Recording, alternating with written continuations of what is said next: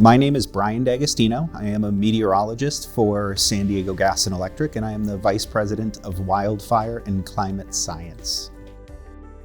Growing up in New England, I kind of always knew I was going to pursue meteorology for a career. So after studying at Plymouth State University, I did private sector meteorology, the first job I could get out of school, and it worked out great because it was close to home. I got to spend some time with family, but then I wanted a bit of a change. So I found myself in Southern California. So I was working in a restaurant and I met somebody who said, "Hey, I really need a meteorologist." And I said, "Well, hey, I happen to have a degree in meteorology." I became the first meteorologist that San Diego Gas and Electric ever hired. But once I got my foot in the door, it really became a lot of hard work and really showing the value of meteorology to a company that had never had that before. I think the first thing when I came in is I said, you need a briefing every morning at 6 a.m. And they said, "Oh, well, you can do it the night before." And I said, "No, the weather changes a lot and I need the latest information." So everyone looked at me like, "You're going to show up at 4 a.m. every day?"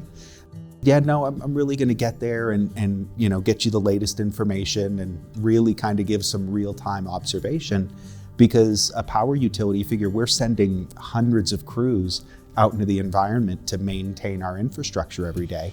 And it very quickly became apparent to the folks who were operating the electric system, like, hey, this is really good information for us to have every day. And it's really keeping our crews safe. And from the very beginning, I saw myself as it's my job to make every other department within this organization a little bit better, right? So if I can help the transmission system run more efficiently and I can help the distribution system and run a little bit more smoothly every day, then I'm doing my job. So I really saw the whole company as my client. I'm the Vice President of Wildfire and Climate Science. So what that consists of at San Diego Gas and Electric is 3 departments, and one is emergency management. So emergency management, we anticipate, prepare, react, and recover for any emergency that impacts the electric system, and that happens to be weather quite a bit. I also run our fire science and climate adaptation department, and that's really where we look at integrating science into how we respond to wildfire and integrating science into how we respond to climate and how we build the grid of the future. So we actually embarked on building what became the world's largest utility weather network.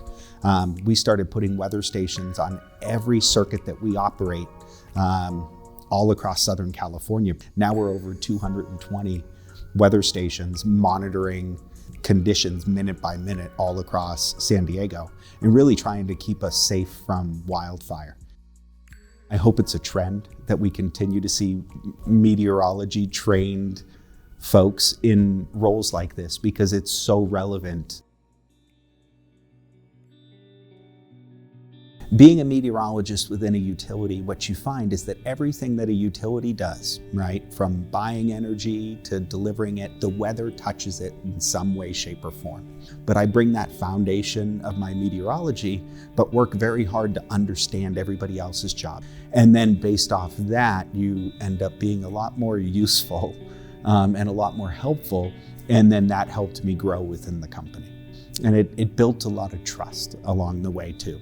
If the objective is to kind of pursue and get into company leadership, right? The leadership skills are essential. Those are skills that can be taught, right? So when you get into executive leadership, executive MBAs, business, those are all kind of key areas to focus on if you are looking to, get into leadership roles within organizations. It's very unique to study and pursue a career as a meteorologist and then find myself as a utility executive. But it really makes sense if we think about it, right? And we look at the impact that extreme weather is having on all aspects of our infrastructure. So it really does make sense that more and more weather experts could find themselves in these leadership roles moving forward.